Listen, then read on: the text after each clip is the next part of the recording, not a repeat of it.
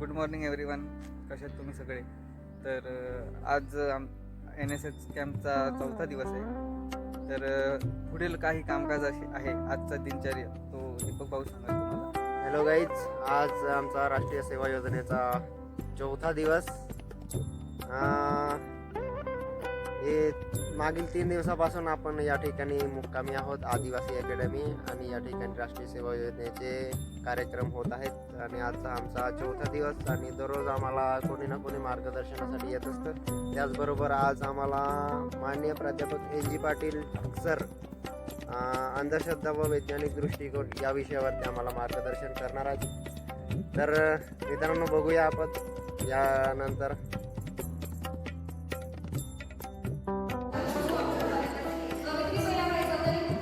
विद्यापीठ जळगाव यांच्या सहकार्याने राष्ट्रीय सेवा योजना विभाग नंदुरबार तालुका विधान समितीची विधी महाविद्यालय कायदेविषयी शिक्षण व संशोधन संस्था नंदुरबार यांच्या मार्फत आज राष्ट्रीय सेवा योजनांचे हिवाळी श्रमशिक्षण शिबिर दिवस 4 निमित्त आयोजित केलेल्या कार्यक्रमात उपस्थित असलेल्या सर्व प्रमुख पाहुण्यांची तसेच इथे उपस्थित सर्व स्वयंसेविका व स्वयंसेवक प्रथम त्यांना नमस्कार. काही माणसे मोठी असतात नेतृत्वाने, काही माणसे प्रकाशने हे सदर अशा माणसाचं पेर आहे. स्वागत करूया मान्यवरांचे आदर भावाने. मी सर्वप्रथम पूज्य तळवी यांना विनंती करते की त्यांनी माननीय प्राध्यापक NG पाटील सरांना श्रीफळ देऊन त्यांचे स्वागत करावे.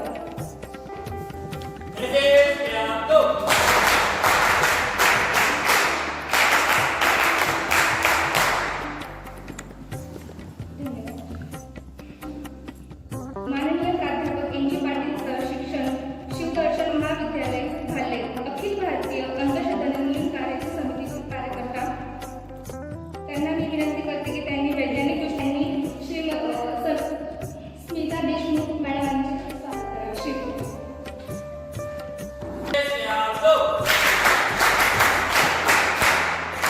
यानंतर मी संतोष दादा यांना विनंती करते की त्यांनी चौधरी सरांना श्रीफळ देऊन त्यांचे स्वागत करावे.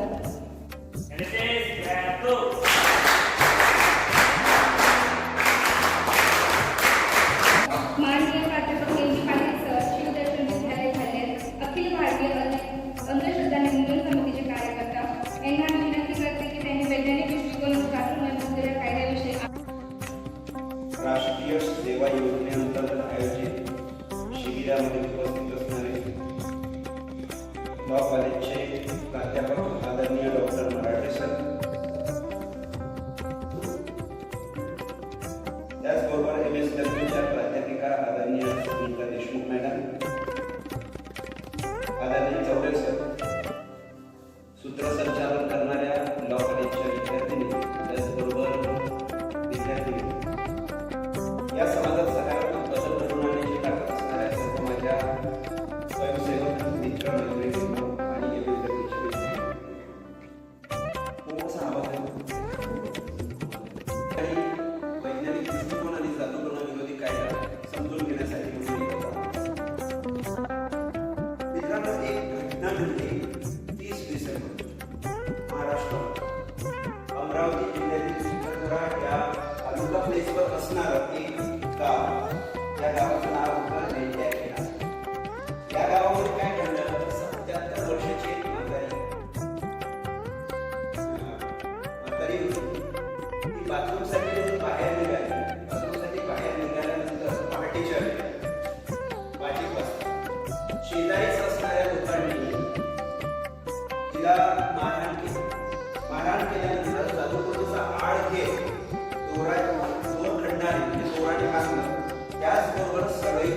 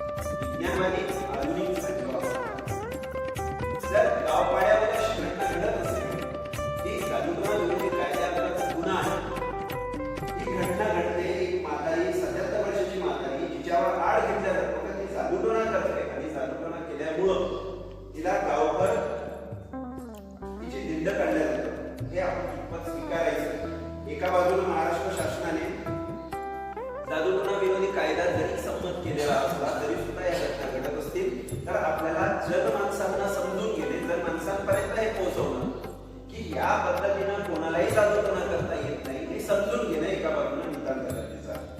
आणि त्याच करता म्हणून आपण या ठिकाणी आलेलो आहोत समजून घेतो. महाराष्ट्र शासनाच्या PIFC म्हणजे प्रोग्राम इम्प्लिमेंटेशन मॉनिटरिंग कमिटीचे सहअध्यक्ष आदरणीय प्राध्यापक शामल या PIFC समिती अंतर्गत पूर्ण महाराष्ट्रावर जादूटोणा विरोधी कायदा पोहोचायला पाहिजे म्हणून जिल्हा स्तरावर 36 सभा घेतल्या गेल्या 2015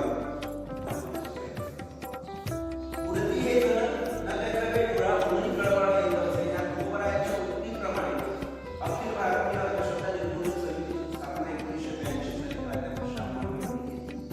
तेव्हापासून आजतागायत हजारो बुवा बाबा मात्रे ज्योतिष मुदत यांचा आपला सांगितलेला त्याचबरोबर महाराष्ट्राला लाभलेली संत परंपरा आणि समाज सुधारकांची परंपरा आहे. या समाज सुधारकांच्या परंपरेने आणि संत परंपरेने सुद्धा हेच कार्य केलं. समोर तेच काम आम्ही पुढे नेतो. हे कार्य करत असताना आमची स्पष्ट अशी भूमिका आहे. म्हणजे अखिल भारतीय अंधश्रद्धा निर्मूलन समितीची स्पष्ट अशी भूमिका आहे. ते हिंदी आहे. आधी अजून नसून याची आता एवढी मोठी व्यक्ती आलेली आहे सोन्याची शिकण्याकडे अडचण तर त्यांचा जो सगळा असायचा त्याच्यामध्ये अशी टाकलेली असायची ऑलरेडी टाकलेली असायची. आणि त्याच्यानंतर त्यांचा आशीर्वाद त्या दिवशी जेव्हा इथे मोठे व्यक्ती आले गावाचा हात असायचा. आणि असा हात असल्यामुळं सगळ्या जणांना वाटायचं का आज गावात एकदम सगळ्यांना खूप मोठा आशीर्वाद दिलेला आहे.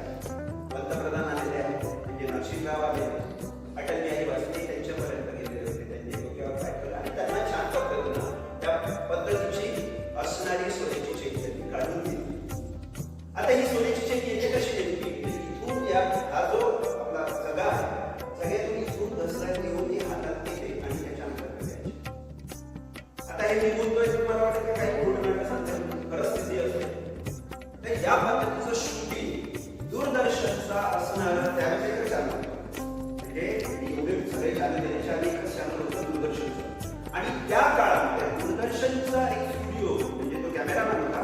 त्या कॅमेरामॅनने शूट करत असताना त्याला एडिटिंग करावं लागतं. शूटिंग केल्यानंतर एडिटिंग करत असताना त्याला लक्ष आलं की काहीतरी सरकलंय ना हातात येतात.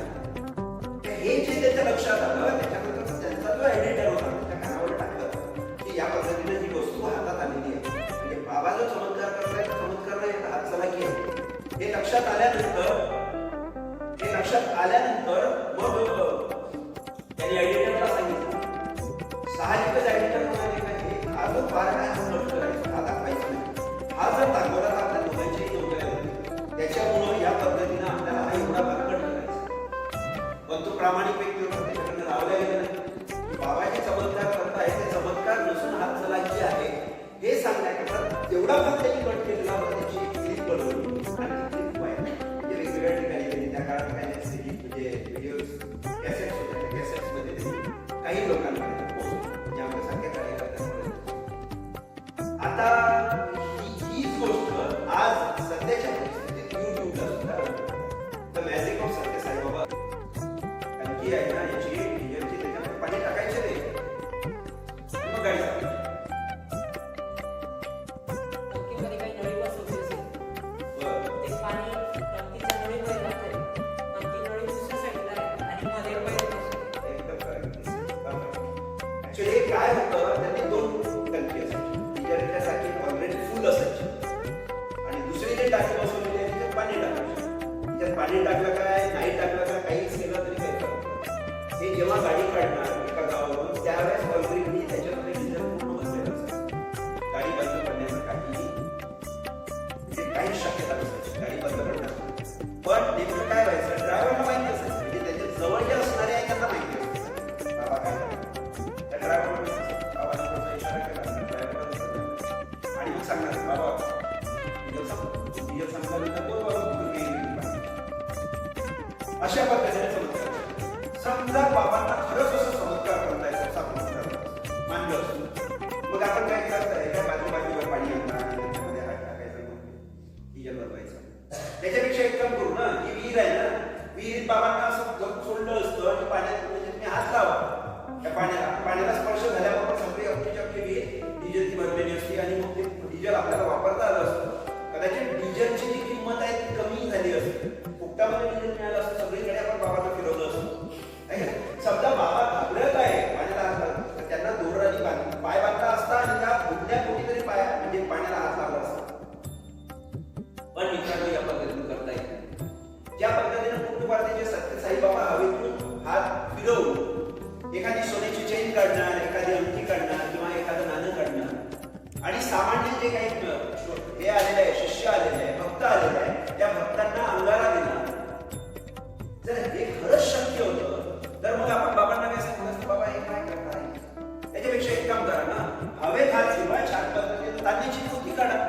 हवेत हात फिरवा, साखरेची पोती काढा. पण हवेत हात फिरवल्यानंतर या पद्धतीने कोणतीच गोष्ट काढता येत नाही आणि विशेष म्हणजे त्या गोष्टी दडवता पण येत नाही शरीरात. त्याच्यामुळे या पद्धतीने चमत्कार कोणी करू शकत नाही. त्याही काळात आम्ही आव्हान द्यायचं, तेव्हा 1 लाख रुपयाचं आव्हान होतं. अखिल भारतीय अंधश्रद्धा निर्मूलन समितीचं जसं आव्हान होतं, तशाच काही संघटना ज्या या पद्धतीचे काम करणाऱ्या होत्या त्या सुद्धा आव्हान द्यायचे. पण कोणीही या पद्धतीचं आव्हान स्वीकारलं नाही. त्याच्यामुळं आजपर्यंत कोणताही माणसाला असं झाला नाही का त्यांनी या पद्धतीचं आव्हान स्वीकारलं आणि चमत्कार सिद्ध करून दाखवला. मित्रांनो त्या काळात असणारे 1 लाख रुपयाचं आव्हान होतं, तरी सुद्धा आजपर्यंत कोणीही हे आव्हान स्वीकारलेलं नाही. त्याच्यामुळं असं कोणी चमत्कार करू शकत असेल, असं जर कोणी म्हणत असेल तर त्याच्यात फक्त 3च पॉसिबिलिटी आहेत. पहिली म्हणजे हातचलाखी, दुसरी म्हणजे यांत्रिक युक्ती वापरून किंवा तिसरं म्हणजे रासायनिक प्रयोग जे आहेत त्याच्या माध्यमातूनच या पद्धतीने चमत्कार करता येतात. अदरवाईज कोणालाही करता येत नाही. आणि जर कोणी असं चमत्कार करत असेल आणि त्याचा प्रचार प्रसार करत असेल तर तो जादूटोणा विरोधी कायद्याअंतर्गत आता गुन्हा होईल. त्याच्याबद्दल आपण माहिती पुढे पाहणार आहोत. मग आपल्या समोर प्रश्न निर्माण होतो की सामान्य माणसं हे बाबांना बळी का पडतात? प्रश्न आहे. तर एक जण या ठिकाणी मुलांमध्ये मुलींमध्ये एक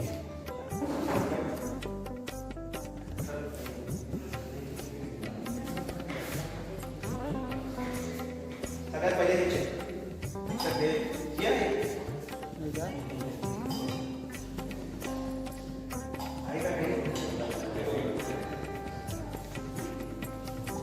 तांदळामध्ये काही ताकद नाही बरं. हे तांदूळ घरचे का आणले का इथे मिळणार आहे धोरण इथे घेतात.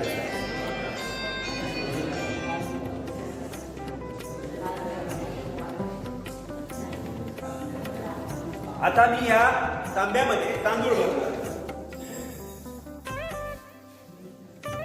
ठीक आहे. तांदूळ भरल्यानंतर असाच प्रयोग मांत्रिक करतात असं नाही बरं. वेगवेगळे प्रयोग असं नाही. काही भूतं कागदावर उतरवतात, काही लोक कशा पद्धतीने उतरवतात, काही कशा पद्धतीने उतरवतात, काही तर एखाद्या नारळामध्ये उतरवतात, काही लिंबूच्या पद्धतीने उतरवतात. वेगवेगळे प्रकार आहेत. त्यातला हा एक प्रकार जो आपल्याला सोयीचा आहे, न्यायला सहज आहे. त्याच्यामुळे आता अशा तांब्यामध्ये तांदूळ घेतल्यानंतर ज्याच्या अंगात भूत आहे संचारलेलं त्याच्या अंगावरून मानसिक उतरवत असतो. काही मंत्र उतरतो आणि मग ते तो उतरवत असतो. उतरवत असताना या पद्धतीने इथं तो त्रिशूळ जो आहे उतरवल्यानंतर भूत तांब्यामध्ये उतरायचा. त्याच्यामुळे तो उतरत असताना आता आपण मंत्रावरही लक्ष द्यायचं नाही कुठेच नाही, कारण 1-2 तास चालणारी प्रक्रिया आपल्याला इतका वेळ नाही. त्याच्यामुळे फक्त आपण असं एक सारखं चालू असतं. त्याचं मंत्र आणि त्याच्या पद्धतीने आणि त्याच्यानंतर तो एकसारखा पोचतो आणि अशा पद्धतीने भूत पकडला गेला. आता ज्याच्या अंगातलं भूत आहे तिथे पकडल्या गेलेलं असतं. त्याला वाटतं आता आपला भूत इथून निघून तिथं तांब्यामध्ये पकडलं. आता एक भूत पकडलं ना त्याला शांत करावं लागेल. त्याला शांत करण्याकरता एखादं कुरडं किंवा पकडलं द्यावं लागेल किंवा पैसे द्यावं लागेल. आणि या पद्धतीनं हे भूत पकडलं. आता हाच प्रयोग मी केला तसं इथं करून घेऊ शकतो.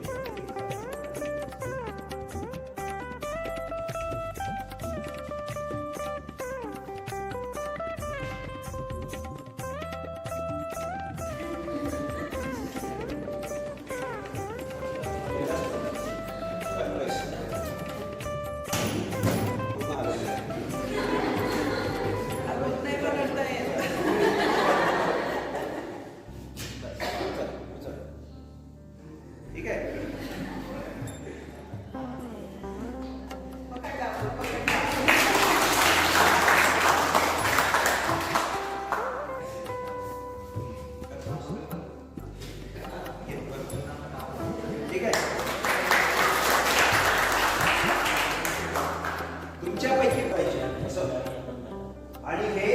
तांब्या फुटते धातूचा असला तरी काही प्रॉब्लेम नाही. फक्त मडकं घेऊ नका कारण मडकं फुटून जाईल. त्याच्यामुळे एवढंच. मग असं झालं का? कारण काय?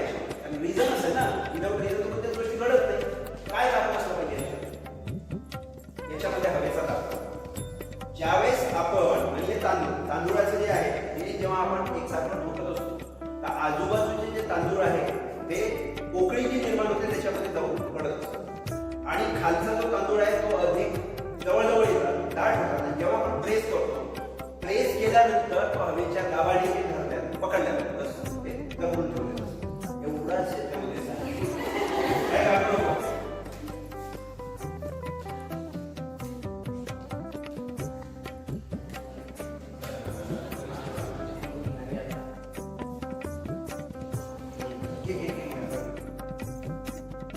तोंडात टाकताय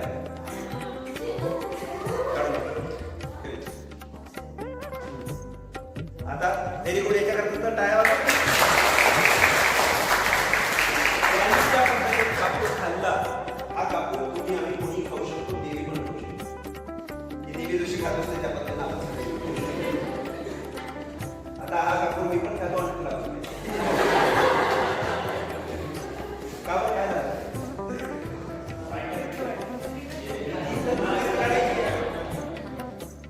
हा बघा, हा कापूर आहे. मस्त उघडा दाखवला तो म्हणजे मला जर दिसली तर हे सहज कोणी करू शकतो कारण 3.5 सेकंद पर्यंत आपली त्वचेला काही होत. हा जो कापूर आहे इतका गिजा पण तळहातावर असं छान खेळवला आणि देवी खरंच ताकद आहे. काही वेळ बराच वेळ ठेवते आणि ही बळी जी आहे ती बळी एवढी लहान नसते, बरीच मोठी असते. ही जरा लहान बळी असल्यामुळं लवकर हिला एक्सेप्ट करायचं म्हणजे लवकर काढायची किंवा लवकर खेळवायची. लहान एवढंच आहे. तर हे खेळवत असताना काही वेळपर्यंत वरचा जो थर आहे त्याच्यातच आग असते. त्याच्यामुळे बराच वेळ इथं ठेवू शकते. त्याच्यानंतर दुसऱ्या हातावर आणि कापूर होणार आणि ती बाहेर काढत ती घेऊन टाकते. घेऊन टाकल्यानंतर असं काही खूप फरक पडत नाही. सकाळी एकदा जायचं सोडून 2-4 म्हणजे कापूर खाल्ल्यानंतर तो जो काही परिणाम आहे तो त्याच्याकडे देवी अंगात आलेली असल्यामुळे स्वीकारायला तयार असते. कोणीतरी आहे काही नाही. हातावर घ्यायचा पटकन तोंडात टाकायचं. हे हात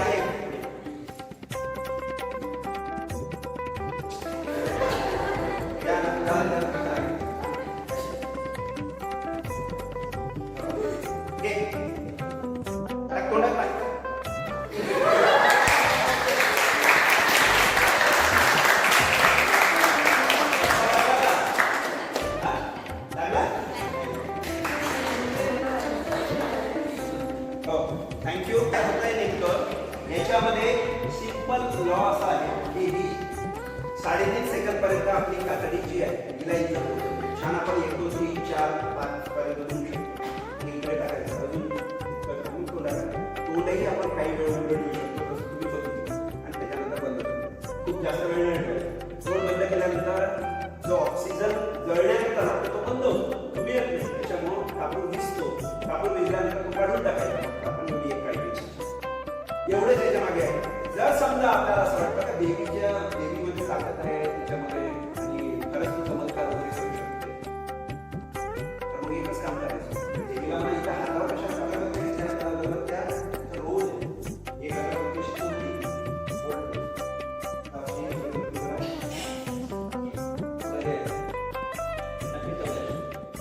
एकच अगरबत्ती ठेवल्यानंतर तिची दिशा बदलली.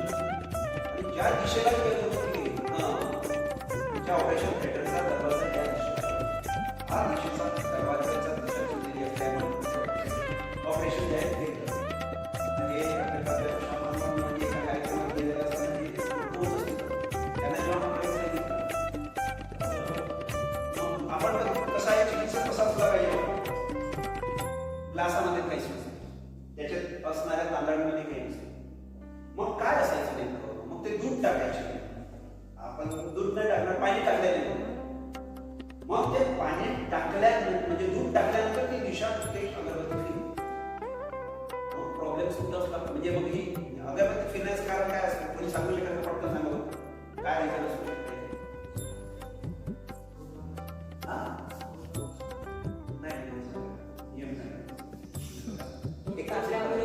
तांदूळ आहे ते खूप झालं. पाण्यामध्ये तांदळाचं आहे काय?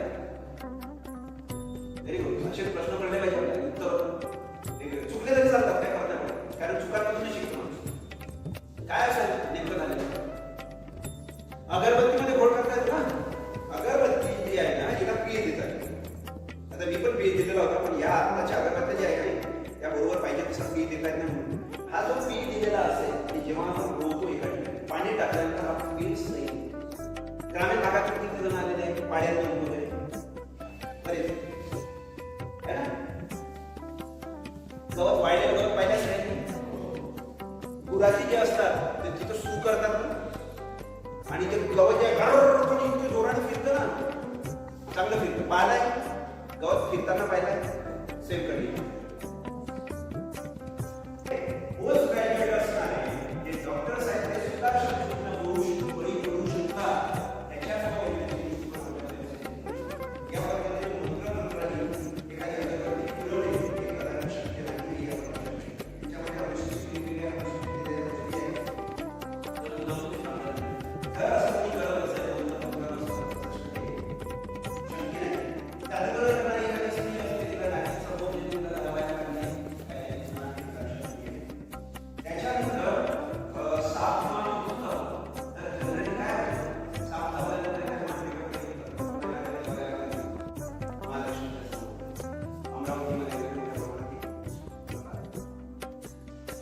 तर इथं काय केलं जातं, तोल लावत असताना असा एक कापड घेतला जातो गरम चौकात, आणि त्याच्यानंतर हा कापड असा ठेवला जातो.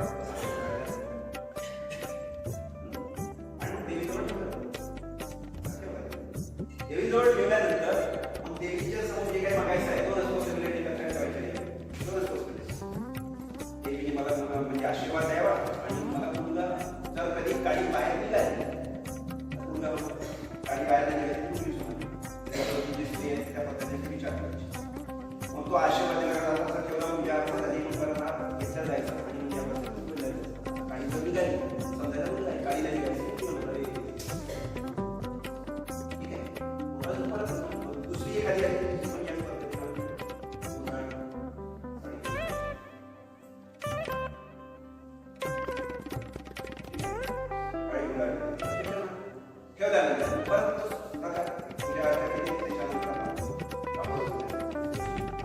गाडी बाहेर निघाली तर मुलगा किंवा माझं जे काम आहे सक्सेस होणार. लगेच गाडी बाहेर निघाली, अरे वा माझं काम कोणी बदल होणार, स्वतःची स्वतः. काय झालं याच्यामध्ये, तर आपण जेव्हा ही गाडी अशी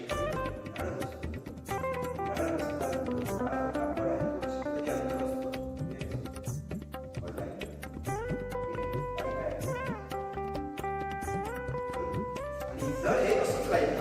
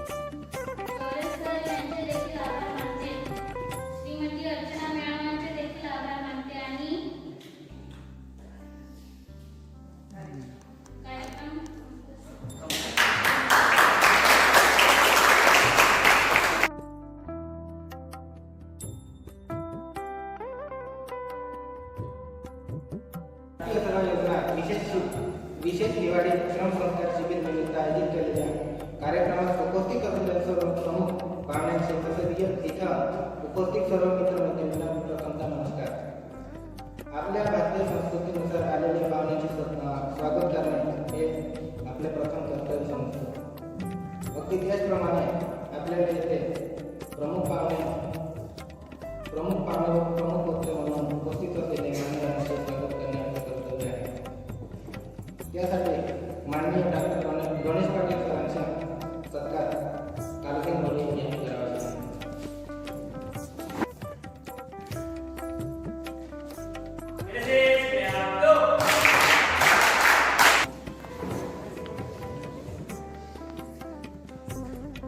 यानंतर आपण मान्यवरांच्या भाषणाकडे वळूया.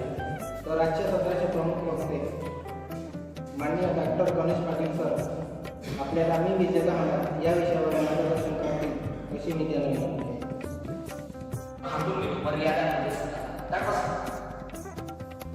इथून तुम्हाला रोड आहे स्टार्ट असं 1 किलोमीटर 1.25 किलोमीटर दिला इथून पळायचं सगळ्यांना तिथपर्यंत.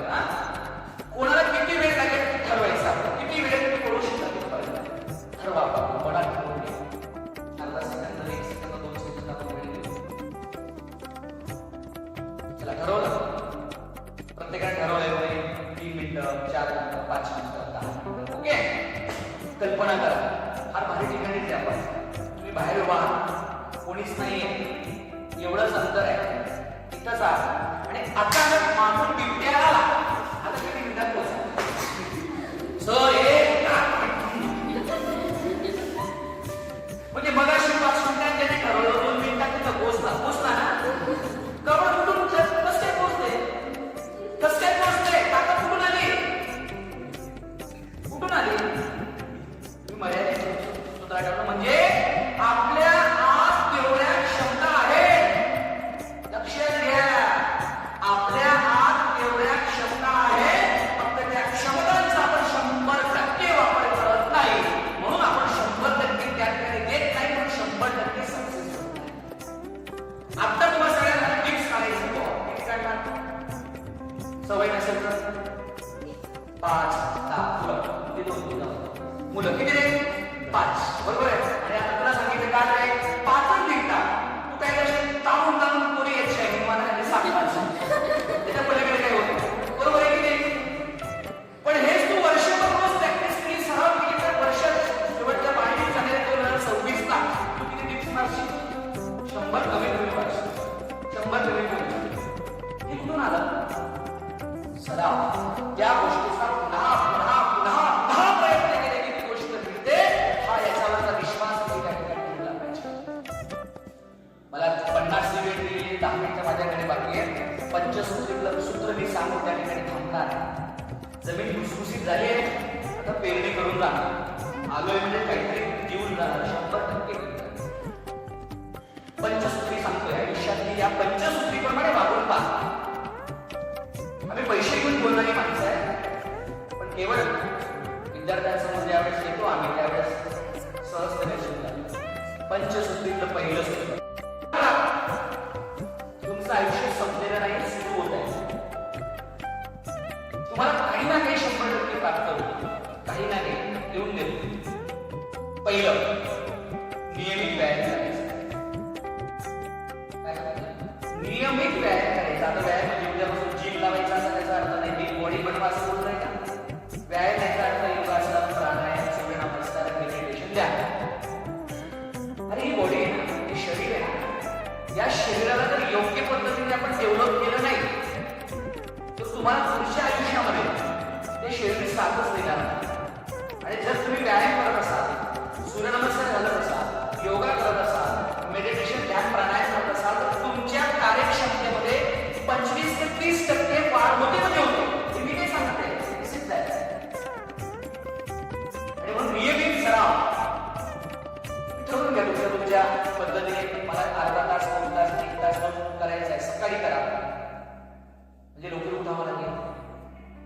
सूर्यवंशी आपलं ऊन चालणार नाही सकाळी. आणि ती सवय आजपणे सरकार आम्हाला कोणीतरी कॉलेज लाईफमध्ये NSC मध्ये तुम्हाला आता सकाळी तुम्ही उठका म्हणा नाही करता नाही, मुली नसते काय सकाळी उठत असतात 7 वाजेला 5 वाजेला सगळे तुमचं वारंवार योगा बिगा होत असतं ना, बरोबर आहे ना?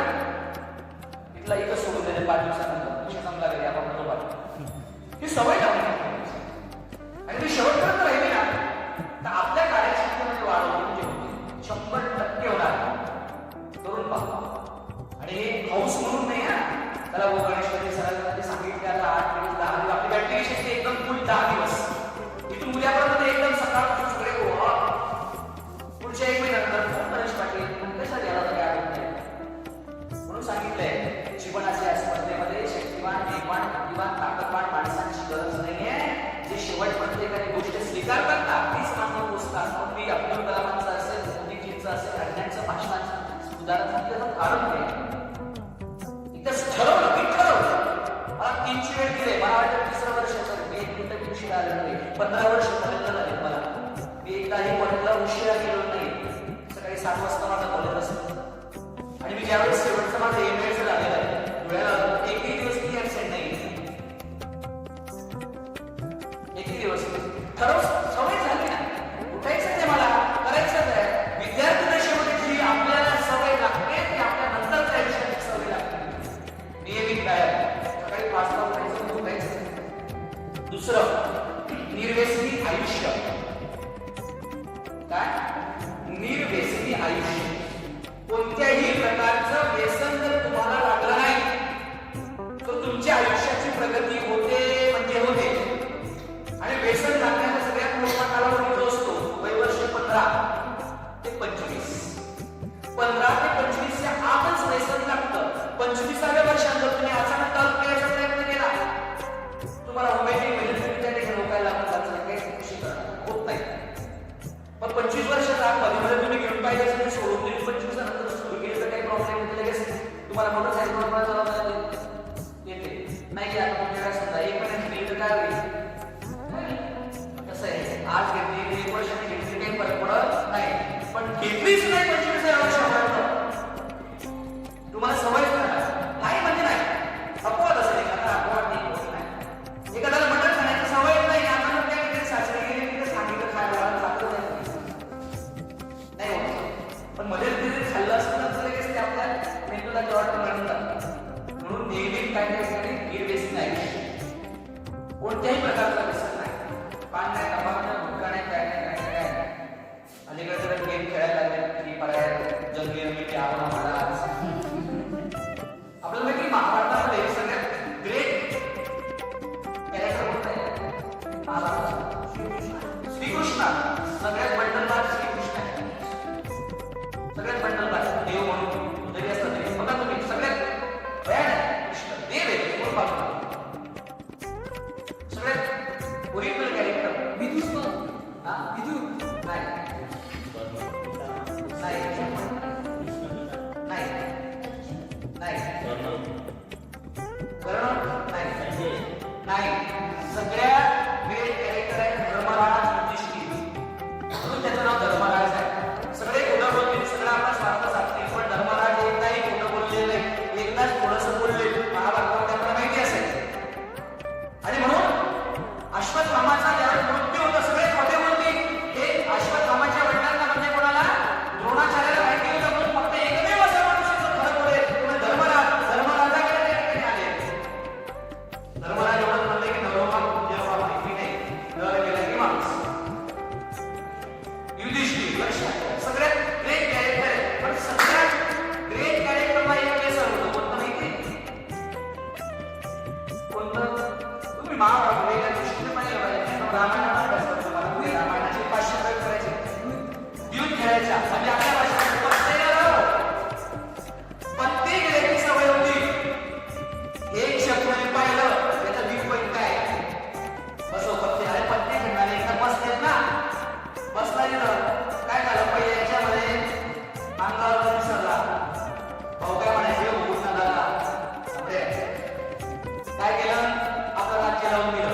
लावलं ना भाऊ म्हणायचं दादा चालला थांबरे काय केलं स्वतः लावून दिलं. आता तर चाललं दादा थांबरे काय पण लावून दिलं. चूक कोणाची आहे? शेपुडीची दुर्योधनची आहे का? तुला समजत नव्हतं का? आपलं सगळं गेल्यानंतर बायकोला लावून द्यायचं.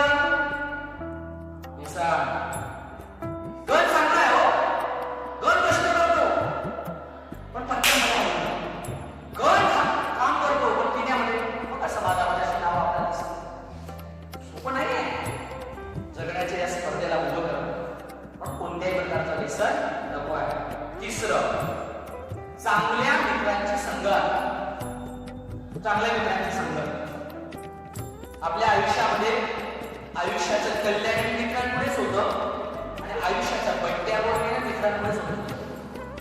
तुमचं वय आता इतकं मोठं झालंय की आता मित्रांचा विषय म्हणजे आपल्याला कळतात, पण 10वी-12वी मध्ये थोडंसं खालच्या आपल्याला टेस्ट करत नाही, आपल्याला मित्र सांगतो तिकडेच हे व्हायरस आहे आपल्या आयुष्यामध्ये. नाही मित्र झालं काही फरक पडत नाही आणि चांगला मित्र असेल तर आयुष्याचं कल्याण नाही होत. मित्र पाहिजेच. होता आई वडील चॉईस आहे का? नाही मला या आईवडिलांकडे जन्माला यायचं असं नाही, मित्र चॉईस आहे ना. आपलं कळतंय की आपला मित्र आपला सत्य असणारा आहे दुसरा शोधून म्हणून मित्र चांगले आयुष्यामध्ये असते, तुमच्या आयुष्याचं कल्याण झाल्याशिवाय राहणार नाही. चौथं, नियमित चांगल्या पुस्तकांचं वाचन करा. नियमित वाचन करा. तुम्ही जे लॉची पुस्तकं वाचताय मग अशी 2 मिनिटं सरांनी बसतो तो इथे MSW चालतो पूर्ण पुस्तकाचं वाचनासाठी केलेली आहे. लायब्ररी नाही म्हणत विद्यापीठातून जे पुस्तकं आणतात यातनं आयुष्य काय करणार.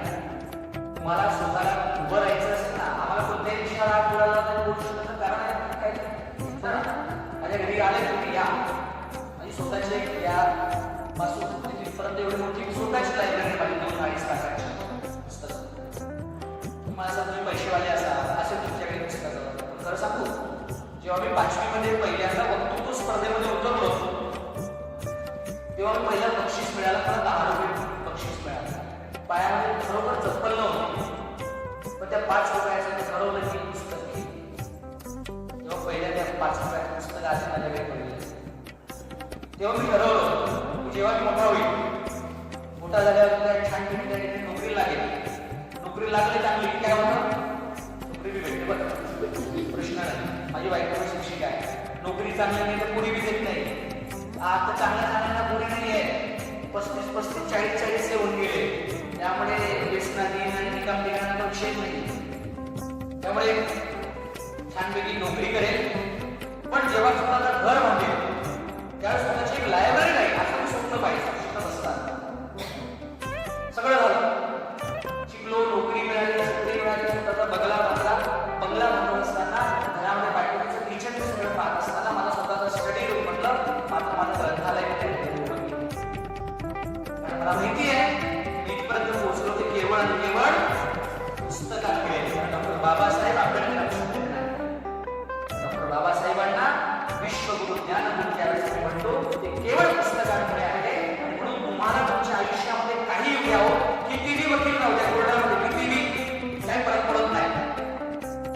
मी ज्या वेळेस इंटरव्ह्यू बघायचो आज एका जागेसाठी कमीत कमी 1000 गुणांचा त्या ठिकाणी काय असतो ऍप्लिकेशन असतात. ते 1000 मध्ये होते ना, एक जागा आहे ती जागा माझी, हा विश्वास पाहिजे. अहो दे माझी ती जागा, पण मी माझी म्हणण्याआधीच आपली स्वतःची साधना प्रचंड त्या ठिकाणी वाचनाची असेल, क्रिकेटची असेल, सगळं आपल्या स्वतःचं कौशल्याची असेल ती असेल. तुम्ही स्वतः त्या ठिकाणी अभ्यासू असा, कितीही वकील राहू द्या, कितीही तुम्ही नवीन जरी असता, पण तुम्ही एखाद्या केसला फिरवण्याची तुमच्यात ताकद असेल ना, ती केसला फिरवायचं असेल तर तुमच्याकडे आता भरणा करायला वेळ आहे. प्रचंड वाचलं पाहिजे. तुमच्या विषयातलं असेल, अवांतर असेल, स्पर्धा परीक्षेतलं असेल, त्यातलं असेल, जर तुमचं स्वतःचं एक बॅलन्स फुल असेल ना तर तुम्ही स्वतः ज्या क्षेत्रामध्ये जाल त्या क्षेत्रामध्ये जाल तुम्ही काम करू शकता. अवांतर वाचन सगळ्यात महत्त्वाचं. नियमित रोज 20 पानं तरी माझी वाचल्याशिवाय सुटणारच नाही. संकल्प करायला पाहिजे. वर्षातून त्याने कमीत कमी 12 पुस्तकं 280 पानाचं सर्वसाधारण पुस्तक असतं. वाचलंच गेलं पाहिजे, वाचलंच गेलं त्याशिवाय. आणि वाचलेलं जे वाचताय त्याचे पुढे नोट्स काढून ठेवण्याची सवय लावली पाहिजे. सोपं नाही आहे. हे 4थं सूत्र आहे. आणि 5वं सूत्र जे मला सांगण्याची गरज नाही, या सूत्राला घेऊन राष्ट्रीय सेवा योजना या ठिकाणी 7 दिवसाचा 5 दिवसाचा कॅम्प घेतले. तो काय त्याचं वाक्य तुमचं घोषवाक्य काय, नॉट मी बट यू, आमच्यासाठी तुमच्यासाठी. म्हणजे काय, तुमच्या स्वतःच्या आयुष्यामध्ये सक्सेस होणार तोपर्यंत किंवा आता पण थोडंसं असताना सामाजिक राष्ट्रीय कामामध्ये सहभाग नोंदवा. थोडा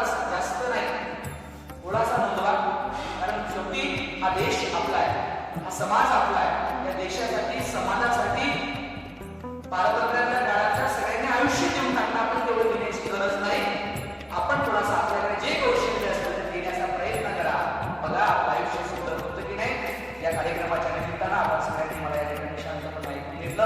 राष्ट्रीय सेवा योजनेच्या या सगळ्याच ते कार्यक्रम अधिकारी आदरणीय मराठे सर आणि 2-4 शिक्षक असतील त्यांच्यासोबत सुविधा असतील किंवा वन मॅन आहे, प्रॉब्लेम नाही. सर एकटे समर्थ आहे तुम्हाला सांभाळायला. अत्यंत गोड व्यक्तिमत्व आहे, रागवायचं नाही, काय नाही. या लेवलला तर बालावारीचा विषय नाही. मी पूर्वी लहान नाही शिकवायचं 5वी-6वीच्या 2 सांगता करून दिल्याशिवाय नाही करायचं. मला पडेल शिकवलं सर 11वी-12वी तर आपली जर थोडं राबवावं लागतं आम्हाला, पण तिथं तुमची अजून कोणती कमी नसते. पण आता इतकी स्थिर झाली आपल्याला कळतंय आपल्याला काय करायचं आहे. आणि म्हणून त्या ठिकाणी आपल्या सगळ्यांना आयुष्यासाठी त्या ठिकाणी शुभेच्छा देतो आणि थांबून धन्यवाद देतो.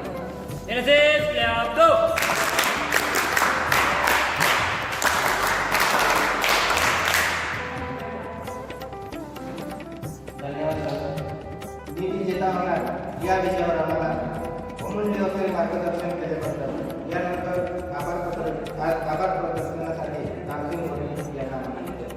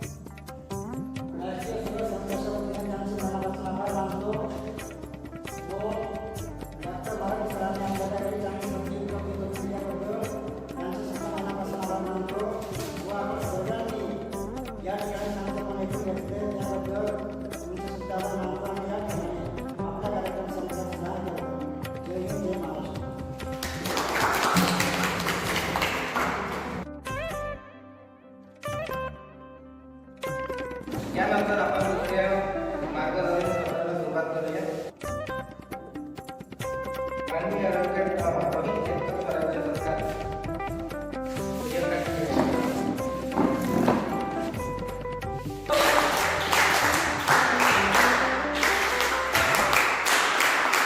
मान्यवरांच्या भाषणाकडे वळूया.